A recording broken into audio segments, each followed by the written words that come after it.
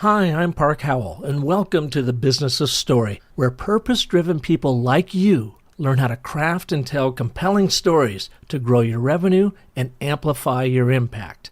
If you would like to clarify your story in under 30 minutes, visit me at businessofstory.com, because you gotta own your story to grow your brand. I thought it was just a stupid picture of a pig in the ocean. But after hearing that story, I had to have it. Now I wasn't just buying a picture. I was buying a story. Story literally made the picture worth more money to me. That's what businesses are about. People buy brands. People buy stories much more than anything else. I work with a lot of big enterprise companies, but let's just say I always tell folks, drop the PowerPoint, close your laptops, start with your story. If you want people to get engaged and you want people to act, you have to tell them an emotionally powerful story. That's with great characters, it's with uncertain outcomes, and it's with high stakes and drama. All business strategy is a story.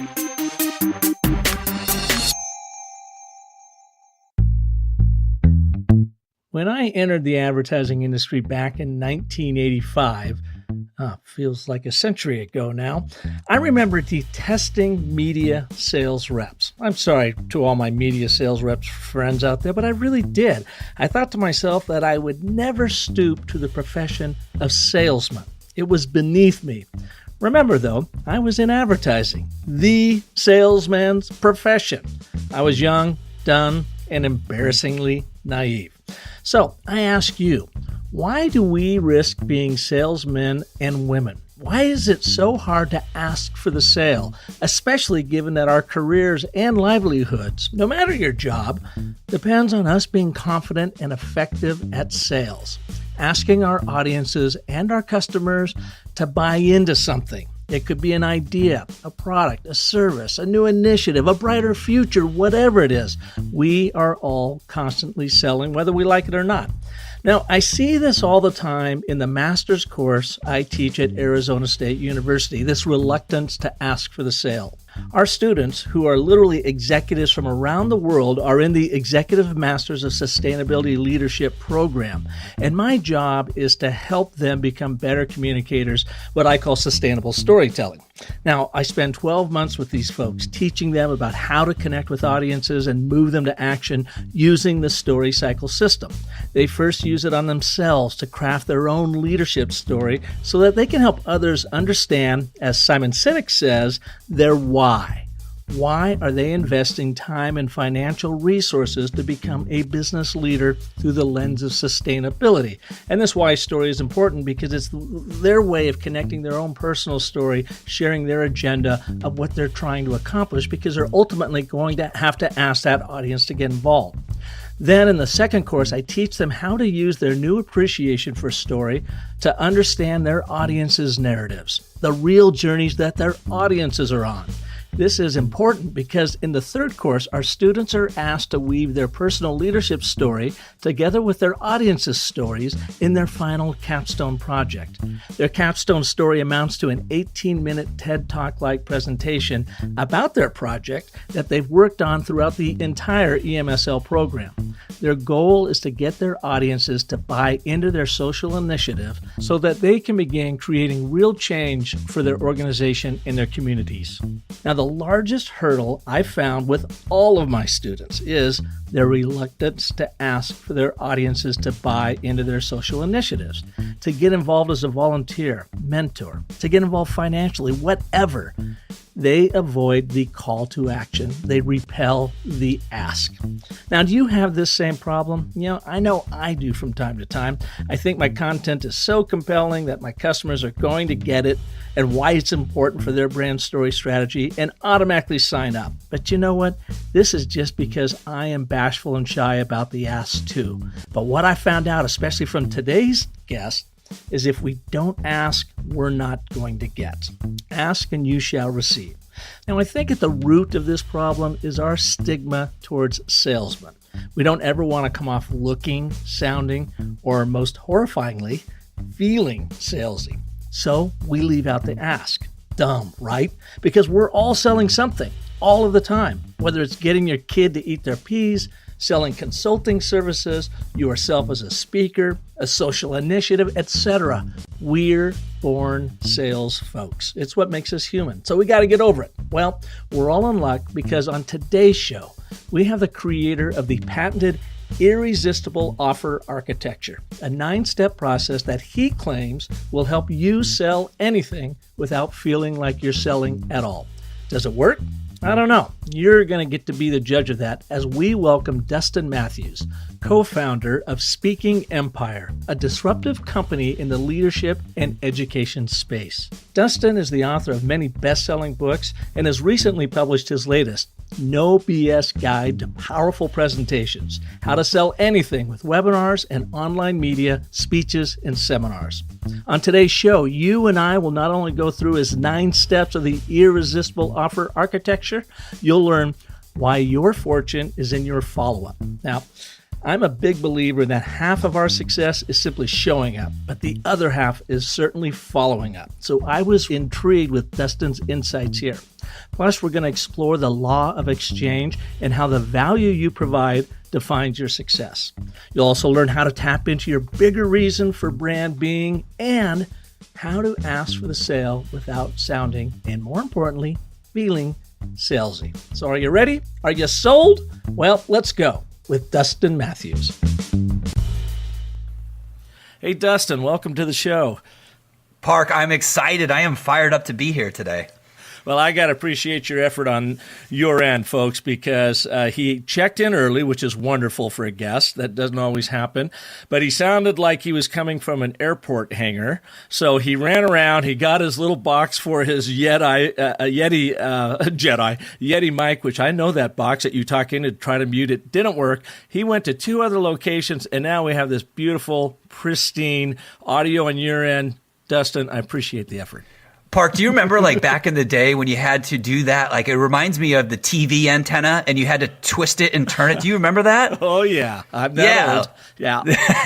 That's what I remember. I know some people coming in, our millennial friends, they might not have a frame of reference on that. But yes, things used to be tougher back in the day. I remember growing up in Bell Forest in Seattle, Washington, a little development there. We were one of the first people on the block to get a black and white TV set. That's wow. Right, black and white TV set. This is circa, since I remember it, it's got to be like 1964, maybe, 63. So yeah, I'm old, but I'm having so much fun. And Dustin, it's great to have you on the show. You're young. I can tell by looking at your photo on your website and reading your bio. And the first thing that jumped out to me is this line, and I mentioned in the show, right out of school, Dustin helped take a company from 1 million to 14 million and number 35 on Inc. Magazine's fastest growing private company. So first, what school did you graduate from? Florida State University. And what did you study at Florida State? Oh, this is going to be fun. I studied information systems. Now, let me explain what that is. Okay. Information studies, actually. It's the same school that librarians go to get their degree so they can, do their librarian stuff.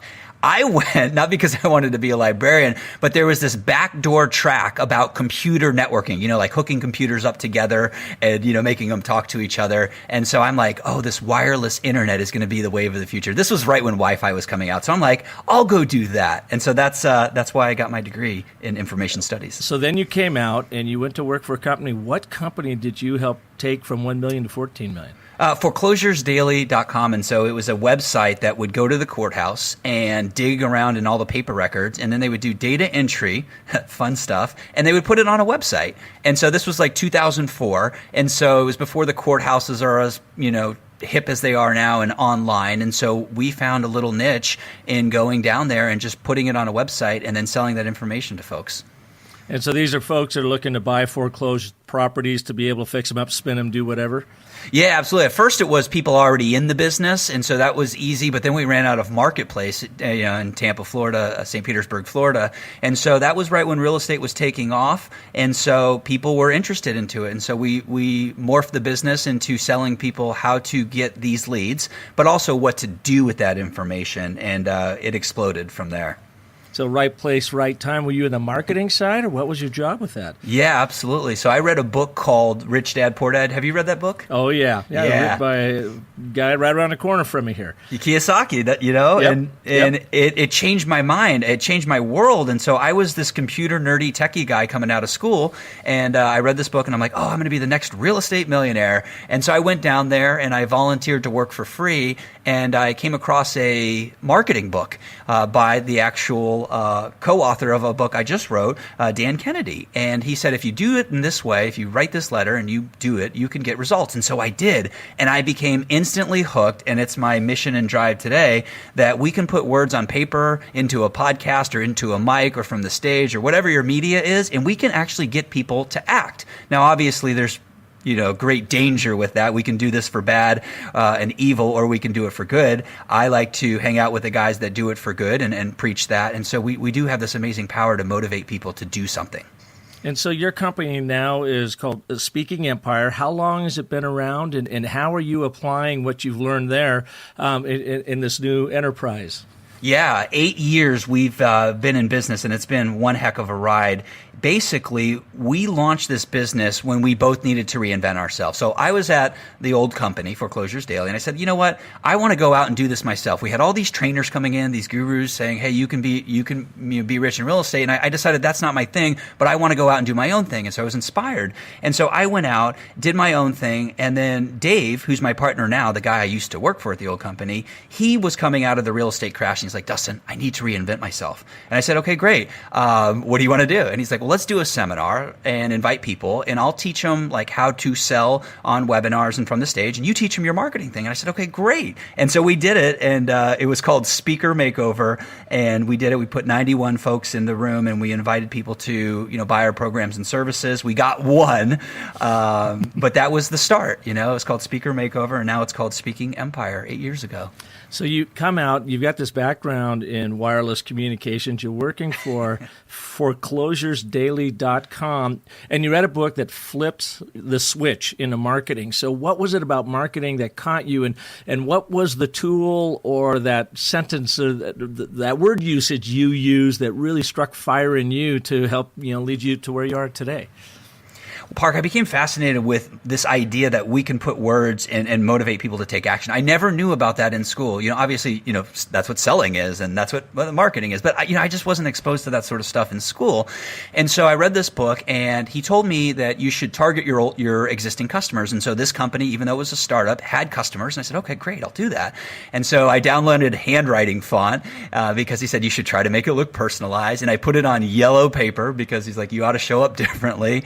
And so we mailed this letter to our existing customers because we had another product that we had launched called Probates Daily, basically another leads. And here's what's interesting. I was still introverted at the time. And I like to say I'm an ambivert. Like I bounce between like wanting to be in my cave, which is kind of funny. I'm in a cave-ish right now. But I also like to go on podcasts, and I like to engage, and I like to be on the stage from time to time. So I bounce back and forth. And so at the time, though, I was super introverted. So I sent this letter, and the call to action was, give me a phone call if you want this amazing deal. Well, no way was I going to get on the phone and talk to people. So I sent the people to a salesperson, and her phone started blowing off the hook. Tangi was her name. And Tangi instantly became my best friend. So because she didn't have to go and do cold calls, everyone was calling her for this amazing deal. And so I became fascinated. Oh my gosh, we can actually put words on paper. I know I keep saying this, but we can actually put words into something and people will take action. And it's this idea of psychology, what motivates people, and what can we do to really get people into action that has fascinated me ever since. And that was 13 years ago, ever since. And so that's been my mission to share with others. I often do it through the spoken word, but also do it through marketing as well. By the way, did you mention what that marketing book was that you read? I did not. It's The Ultimate Sales Letter. The Ultimate Sales Letter. Yep, by Dan Kennedy. All right, I'm just writing that one down, and obviously it had a tremendous impact on you. And so that first sales letter worked well enough that it kicked you off down this road in marketing.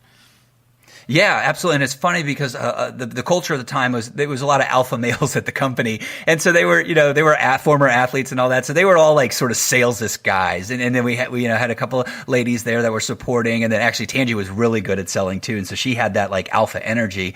And so it was funny because they had no marketing support. So they would just like go cold calling, go one-to-one, go to realtor's office and do this. And I was like the guy that discovered this book. I put it into place and it's a startup company. It was small. And they're like, okay, you're our director of marketing or whatever title they assigned me at the time. And they're like, listen, you're the marketing guy. And I said, okay, cool. I like it. Like, I wanted to learn more about it. And so I became fascinated and hooked because it was like, all right, how do I send a message that gets more people to respond this time? And so it was almost like a video game to me. Mm-hmm. And I've been fascinated with it ever since. Now, you all describe Speaking Empire as a disruptive company in the leadership, training, and education space. How so are you disruptive in this area? Well, the big thing that I will say is that we actually train folks to close. And that's not disruptive, but in some environments, it is disruptive. And what I mean by that is every talk, every presentation, even this podcast should always tell your audience, the speaker should always tell their audience to do something. Now, that can be buy a product or service. It could be sign up for a strategy session, like this or subscribe to the podcast. But you should always be training your people to take action. And when I first got started, especially from my corporate friends, was that they were just kind of giving keynotes and getting paid to do that. Or they would be in the boardroom and they would just present an idea, but they weren't thinking about how do I get somebody to take that next step? What's the psychology? What's the marketing? What's the influence that needs to occur? And so in some spaces that we're in, some of our clients are in, they are leading with this. They're selling from the stage, they're being forward, and they're getting people into action. And so for that reason, we've been disrupting not only our own space, but many other spaces. And why is it? Because I've seen this too with the students I teach at Arizona State University and some of my own clients, and I've fallen prey to this too.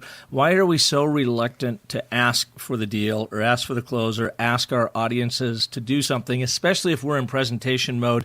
It seems like people tend to just present the idea, believe in the idea so much themselves that they're going to think it's obvious to their audiences and obvious what their audiences should do next. So they have an implied call to action, but very rarely an explicit one. Why do you think that is, and how do you get your clients over that?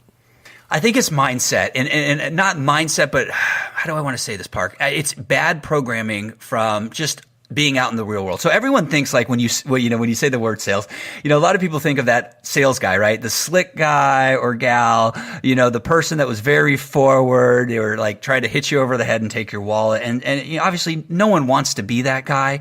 And so, but they keep that in mind. And a lot of people say, well, I don't want to sell my friends.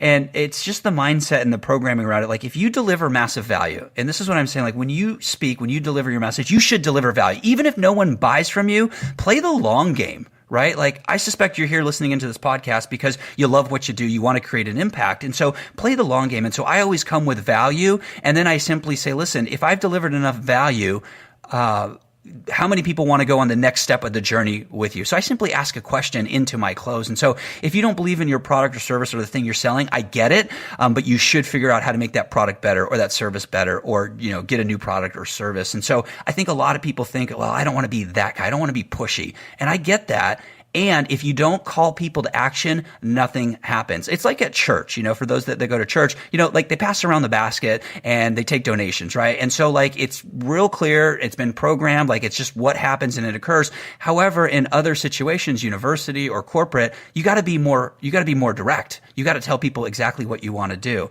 And so I think a lot of people miss out because they don't want to be pushy, and really they're there to provide value and service. So changing your mindset or the way you think about it can be very powerful. Absolutely. And what are some of the real, very powerful call to actions that you coach your folks to use? Well, I'll say this. I've invented this thing called irresistible offer architecture. And let me just share with you right off the bat, Park.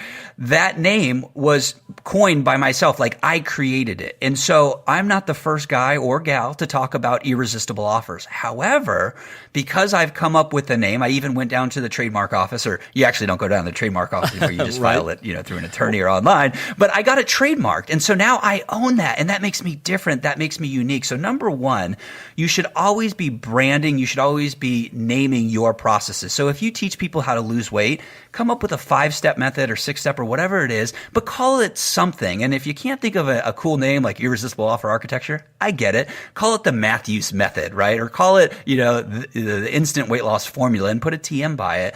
And so the first thing I think people can do is they can get people excited about their program. They can sensationalize it, if you want to call it that. They can package it in a way that's more exciting. And that's a big step. And so in terms of what actually is irresistible offer architecture, really the big concept is this, is when you offer something of value, you want someone to take that next call to action. What you want to do is not just give them one opportunity. You want to give them 2 or 3. And what I mean by that is the infomercial. So, Park, you've seen your share of infomercials in your lifetime, right? Oh, yeah. So, again, usually when I say that, people say, oh, Dustin, no, that's so cheesy. I don't want to get the slicer, the dicer, the juicer. Like, I can't be that forward. I get it, but the concept is right there in front of us. And it's, the reason why they give you all those bonuses is because if you said no to the first one, well, maybe you want the little juicer thing, right? Or maybe you want the little Ginzu knife that comes as a bonus. And so what I think about is, how do I make my offer, the call to action, so irresistible? How do I get them to say no, and then say yes to that one thing? Because if they just say yes to one, they still move. And so that's what I think about when you do your call to action. Give them multiple reasons on why, or multiple elements in your product or service that would get them to take that next step. So can you take us through the architecture? I'm looking at the PDF, and folks, we'll have the PDF available to you in our show notes as well. But you've got 3 triangles that come together in one big, large triangle, and you've got step apparently 1, 2, and 3. Can you take our listeners quickly through how this works? Yes, absolutely. So the big thing is there are many different reasons why people want to buy. So in looking at this, imagine you have a triangle in front of you. You're actually going to draw 3 of them if you want to draw this out, or you can get the PDF online. And so you want to have these 9 elements. Now, it doesn't matter which order they're in, but you got to make sure that you have these 9 elements. So for the first one is you want to have hot buttons. And what I mean by that is, let me ask you this. Park, are you more of a visual guy? Are you auditory, or do you like to go to events? Oh man, I'm all 3 of those. What's your dominant one? Depending on what I'm doing, of course, if it's entertainment, it's an event. If it's speaking, I think it is auditory, but really backed up with terrific visual storytelling. What's my dominant one? I think it's probably going to be visual.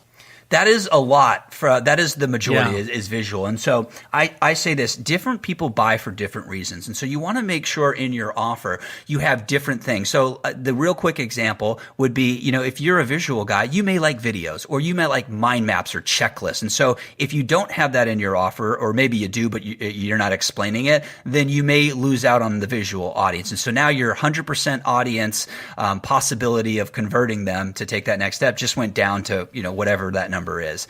The next thing is you want to have audio, right? So what you're saying real quick is you ahead. want to have all 3 of these elements in a presentation so that you are touching on these different ways that people like to learn and people like to be communicated to, just to make sure you're not missing anyone. Do I have that correct?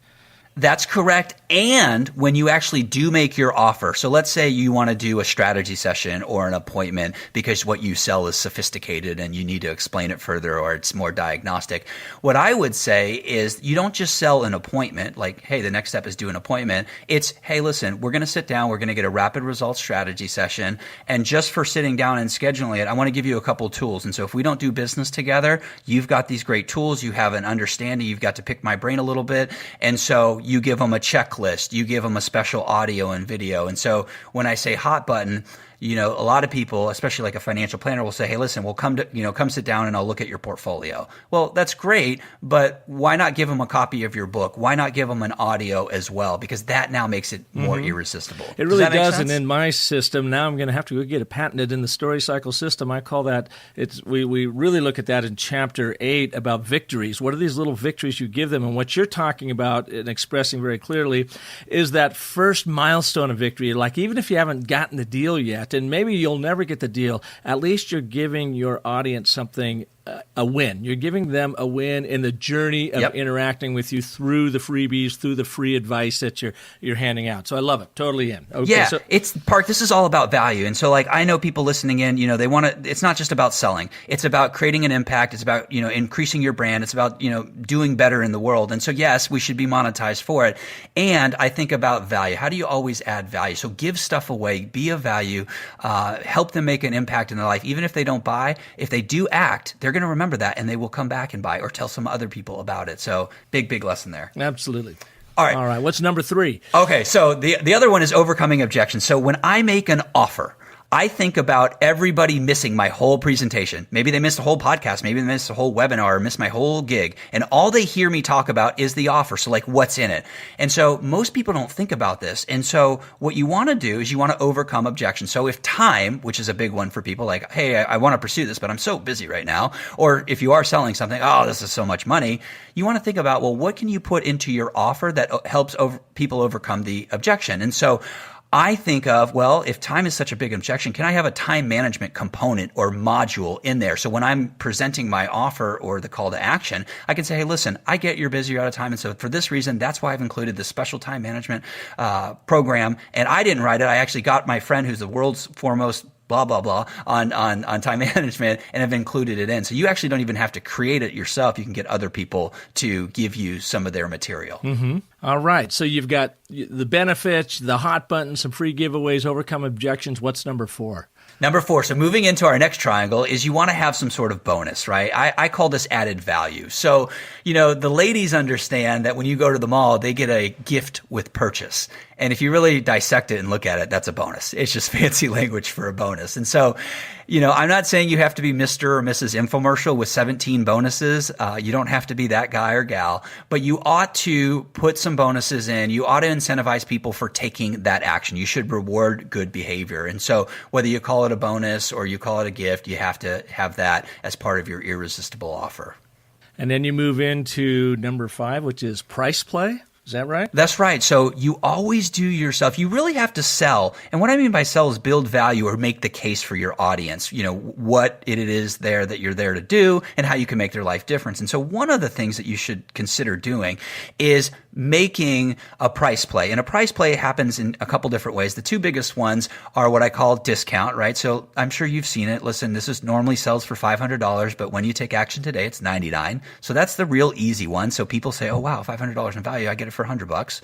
The other way to do it, the more elegant way to do it, which there's no right or wrong, but it's just application. The other way to do it is simply say, listen, if you were to go out and buy a Subway's franchise, you're going to pay $50,000 for the fee. You got to build out a building, and at the, that's another $100,000. And then you got, you're going to end up with a $60,000 a year job after investing $150,000. So you can go do that, and that's great. Or you could buy my program, or you could work with me, and odds are that it's not going to cost you nearly that much. I can tell you that right now. And you're going to make more than $60,000 in your first year. So as an example, if you were selling a business sort of opportunity course, the price play I cemented in your head was $150,000, the Subway franchise.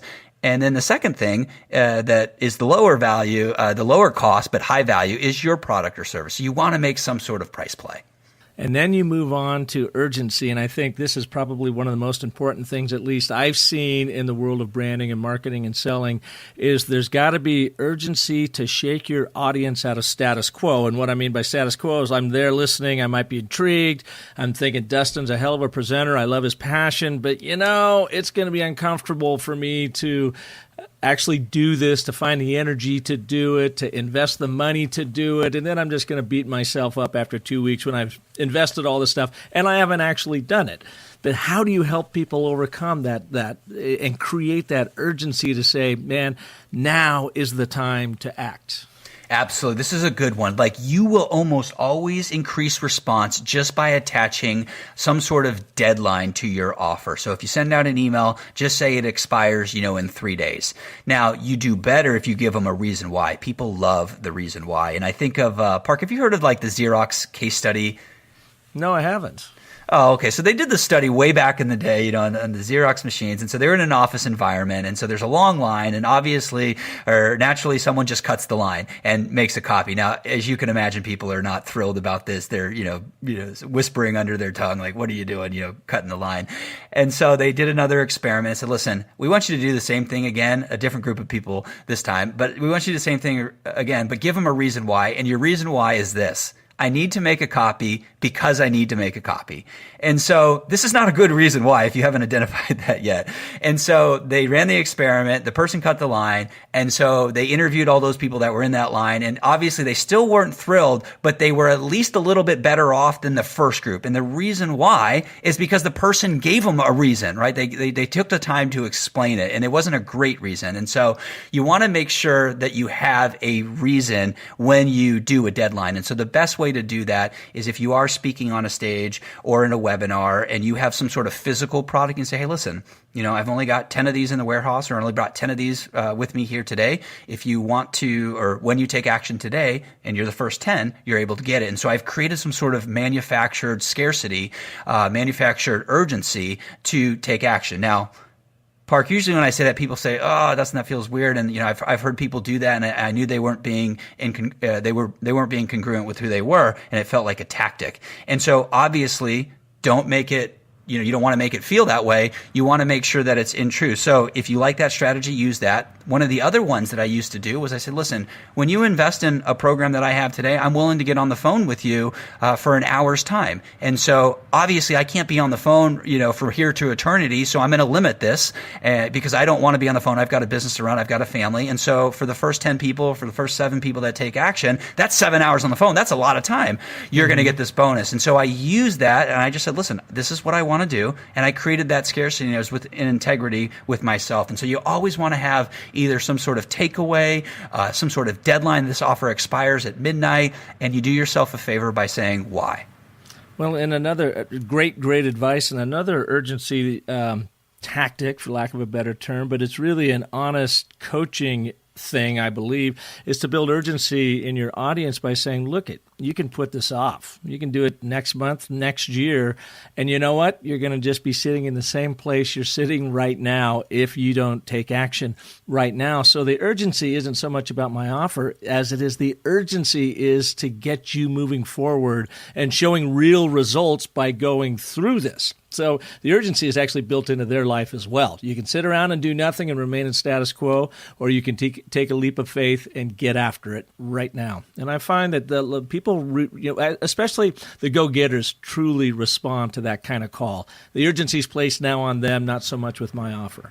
Absolutely. I love it. I think you should consider doing both of them. So in your talk, really prod them and turn up the pain. And then also too, there's something that is in limited supply that really gets that person that's like on the edge of their seat. They want to do it. And this is the thing that just pushes it over like a weight and, gets them moving.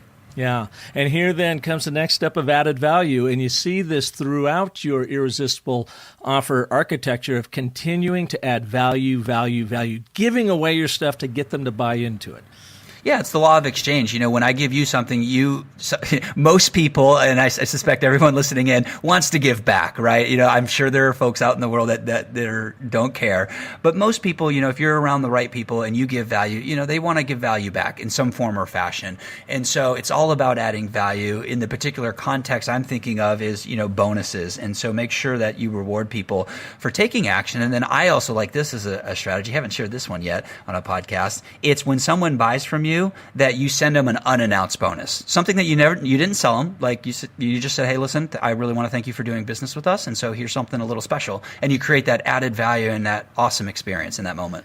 I love that. And they get that little surprise. It's just like, wow, check that out. Dustin actually thought of me on this. And as long as it doesn't feel like it's inauthentic too. I mean, right. If you can personalize it, I think the better. What I often do, and I've gotten so many unbelievable responses from it, and it just takes me a little bit of effort, but my wife gave me like this 1952 Smith Corona typewriter that I got to take into the typewriter guy in Mesa about every 3 months to keep it running. But I hand type thank you notes and sign them and send them off. And it takes me, per note, 15 minutes to type it up, put it in an envelope, run it over to the UPS store and mail it off. But I get so many people that thank me for the thank you note just because it's so different and it's so personalized and really doesn't cost me anything to do it. And I enjoy doing it. It's so much fun because every time I mail it, I know it's going to be a surprise on the other end. So I'm selfish when I actually send that thank you note because I know it's just as fun. All right. So moving on, your next, we're at number 7 now. What's your next step? Well, guarantee. You should, if you're making an offer or you're asking somebody to do something, you should make some sort of guarantee. And there's really 2 kinds of guarantees. One is unconditional, meaning, buy my program or, try this out, come with me to an appointment. And if it's not everything I said it was, or if I don't give you value, I'll buy you a steak dinner, right? So if you're doing something free, you can put $50 on the line and buy them a steak dinner. Or if you're selling your product or service, listen, go through the whole program. If you're not thrilled by it, just let me know within the first, just let me know and I'll send you your money back. And so that's basically an unconditional. The conditional one is more, I see this more in the personal development space, which is more holding people accountable. And you say something like this, hey, listen, try my program, but do this. Promise me that you're actually going to open it up and that you're going to use it. And if you show me that you've used it and you've watched 1 hour and you've acted on one idea and you just show me a proof, like a screenshot of you running around the neighborhood or, like writing a letter and sending it to your top 3 clients, and you show me that, and if it doesn't get the results that I promised or you don't like it for whatever reason, then I'm happy to give you your money back. And so the reason why we have these guarantees is because people have been ripped off before. They've had a bad experience. And so when they're in that sales mode or when they're considering taking action, they think of these experiences. And so how do you overcome that? And so a guarantee is a powerful way to do that. I've got a guarantee on my brand work. I do brand story strategy all over the place, and nobody has ever called me on it. And it's like 100%, man. If it doesn't work, if we can't get to your absolute refined, defined brand story, I'm going to give all your money back. And I'm just in the throes, literally this afternoon, I have a big presentation to a software company up out of Sacramento. And I got to know these guys. They've been around for quite a while. They have a very cool CMS. I'll hold up back the name, but I had the gauntlet laid down because we've been talking and the guys go, I'm trying to get my leadership on board and invest in this. Park, we've been trying to do our story for 3 or 4 years and we just can't get there. And we're not sure anybody can help us get there. So anyways, they hired me. And then like a day later, he calls me up again and he goes, hey, my partner noticed that on your website. You said it's a money back guarantee so that if we can't get there with you, we get our money back, right? And I'm just like, gulp. Yep. That's the deal. He goes, well, that's good because we don't think you can get us there either. So we're all in. Yeah. I mean, that takes some cojones, Park, like for sure. And I know people listening here are like, ooh, like what if I do all this work and I don't, someone calls me on it, and that's part of the game, but it will get you further down the road in life. It will get your foot into more doors, and it will help you increase response. And the big thing I'll tell people is this is qualified. Now you have a relationship, and so these are reputable people. Right. And so if you do this for every Tom, Dick, and Harry lead that comes through, yes, you may get punched in the face or in the gut a couple times. But if you can qualify, right? So you say, listen, I'm happy to give you this guarantee, but you got to be in business. You got to be generating this because that's the person I really can help. Absolutely. And so that's my caveat to that. Well, and then one other thing I think guarantees do is it makes you be at the top of your game. Because, I had to swallow hard. I said, yep, but you know what? It's never failed. I've got a foolproof system that has never, ever not delivered. And now I've got someone who's really putting it on the line, and they're saying, prove it. And I can tell you, our first session, I was like, oh, my God, he's right. This is difficult. I'm not sure we're going to get there. But now I'm very comfortable with where we got to. But it made me actually elevate my game, I think, that much more because, we both had something at stake then in this relationship. So I love it. All right, moving on to number 8, you've got partnership in here. Yes. So partnership is, we know one of the biggest objections for people more in the consumer environment. Well, even in the corporate environment too, right? Because they hide behind budgets and, that sort of thing. And so one of the biggest challenges is the objection of money. And so one of the ways that I overcome this objection is I say, listen, invest in the program. And when you send me 3 people that actually invest in the program too, you can't just give me like 3 names, but you got to give me 3 people that will come through the program, family members, colleagues, other people in business. When they come through our program, we'll give you your investment back. And so obviously maybe it's 3, maybe it's 5, depending on your economics. But if you think about it from a marketing standpoint, what are you paying to get a customer? And so referrals, I found, are a lot easier than, trying to drum up a cold lead and take them through and educate them and do that. And so this is a very powerful way that you can get your buyers to bring you kind of like a virtual army of people out there, bringing you more leads and more prospects out there. And it's a way for them to get it for free. Another sort of spin-off park on this is that kind of in the real estate world, the world that I come from, we would say, hey, listen, if you will go out and find a deal when you invest in the real estate system, go out, find us a deal that meets our criteria. So I qualified, meets our criteria. And when we do a deal together and we can partner on it, we'll give you the $1,500 back on what you invest today. And so this is a way to partnership. In the speaking business, we say, get us on a stage, get us on a webinar where we can sell our product. And out of the proceeds, we can give you your investment back. And so that's what we call the partnership close. Oh, love it. All right. Number 9. What's number 9, the big one? The final one is the bigger reason. And I know this will resonate big time. And so most people find comfort knowing that you're not there just to sell them some stuff, right? They want to know that you're up to changing the world. They want to know that their life is going to be different. And so what you want to consider doing is tapping into a bigger reason. And there's a couple ways to do this. Straight off, you can donate a percentage of your profits to charity. Target does this, right? Tom's Shoes, when you buy a pair of shoes, they donate, right? And so some people buy because of this reason. They want to feel good, or they want to be part of a movement. So Tom's Shoes, they're trendy shoes, but also you feel good because you know somewhere else in the world somebody's getting taken care of. Now, doesn't mean they can have bad shoes and crappy shoes, but it is one of the buying reasons that people think about to get them to take that action. So if you can give someone an identity, have them belong to a movement or a community of people, some people buy for this reason. So you want to think about, can you include a Facebook community as a real quick example? Are you leading a movement of change, to have companies tell better stories so they can go out and inspire other people? So some people really respond to having the bigger reason. So consider why you do business and what is your bigger reason. Yeah, it's so interesting to me to see your 9 steps here, and I've been sort of overlaying them in my mind to the 10 steps of the story cycle process. And what happens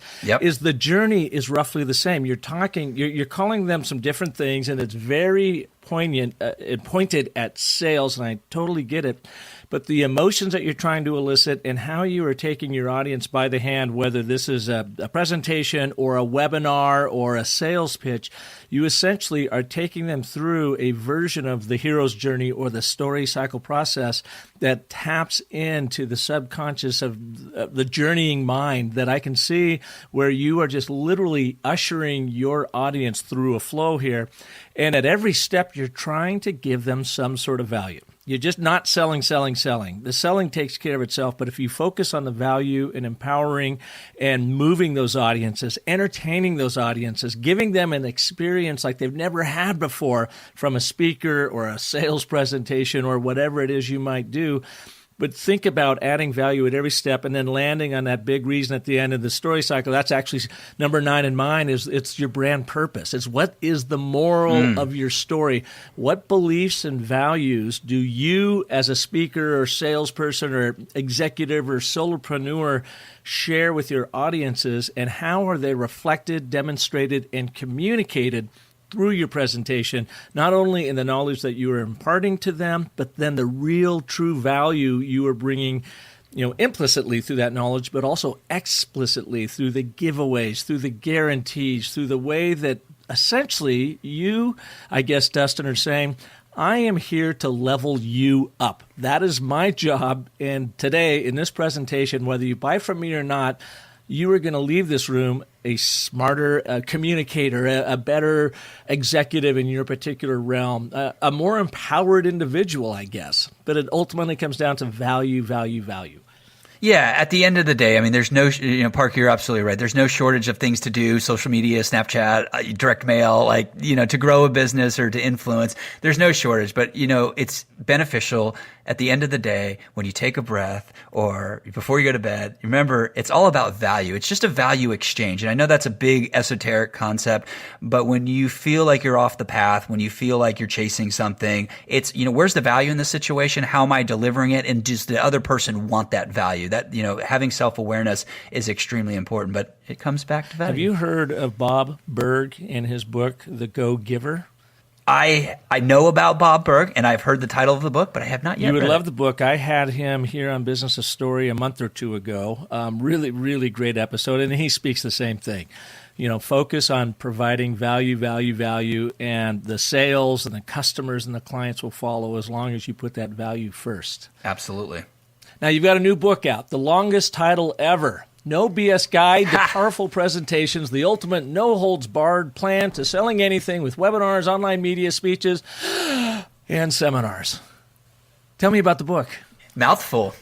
Well, the book, it's funny. I have a little joke about this. I co-wrote it with Dan Kennedy. That was the guy 13 years ago that I read his book and he changed my life. And so I planted a seed. I said, one day I'll do something with him. And so I wrote a book with him, and he's one of the world's highest paid copywriters. And so my joke is that when he writes a book, he gets paid by the word. So he wants to make the title as long as possible because that's how he cashes his checks. So we wrote the book, and the reason why is speaking is such a powerful thing. I was a guy that was afraid to speak. In college, I actually found a loophole to get out of public speaking, and now I teach other people how to do it. And that's life, right? That's the game, right? Sometimes the biggest things that we run from early in our life are the things that become the greatest opportunities. And so my goal with the book is to really inspire folks to speak. And what I mean by speak is it can be on a stage, it can be webinar, but so many platforms are coming out now, like podcasting, right? We're speaking right now. I know it's podcast, you can't see slides, but we're speaking right now. Facebook Live, Periscope, Snapchat, all these platforms, more now than ever, the business owner, the salesperson can be in the spotlight and is forced to be in the spotlight because of all this tech. And so people want to connect, people want to hear a message. And so you've got to figure out a way to deliver a message. And at the end of the day, you got to get them to act. You can't just go around motivating people without giving them a solution. You've got to get them to act. And so that's what the whole book is written about. And Irresistible Offer Architecture, which we went through really quickly here, which we managed to do a great job of getting through, is actually in the book. So if you enjoyed that, chapter 6 actually is the chapter about that, which talks about irresistible offers. Dustin, there are a ton of books on the market about how to make more powerful presentations. What is different about this one, and why should people put it in their library? This is a great question, a very valid question. This is the reason why. I got started not wanting to be on the stage. And so I was always behind the scenes. And so I really embraced this idea of choreography. And so, yes, the presentation by far is absolutely important.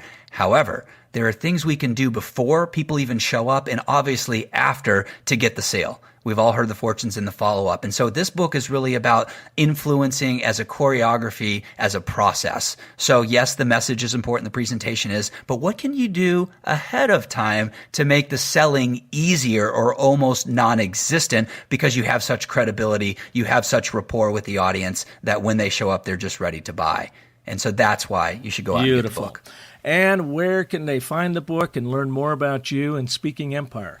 Yeah, absolutely. The book is easy. It's at nobspresentations.com, nobspresentations.com. And the reason why I want you to go there is you can go to Amazon, you can go to Barnes & Noble and get the book. However, when you go to nobspresentations.com, you are going to see resources that come with the book. So I couldn't cram a video in the book. I couldn't cram a PowerPoint in the book, and templates and resources. And so make sure to go there, because if you want to execute quicker and get results faster, get the tools that come along with it, and all that stuff's at nobspresentations.com.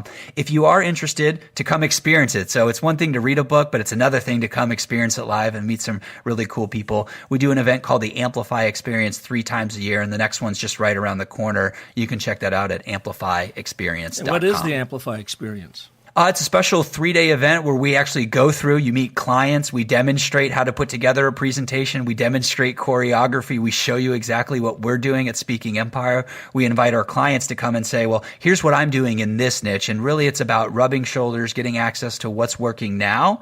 And it's about putting yourself in the spotlight. So we invite members of the media, members of that have podcasts, people that are looking for speakers. And so it's one great party, I like to say, with educational value and benefit. And it's a great time. Amplifyexperience.com.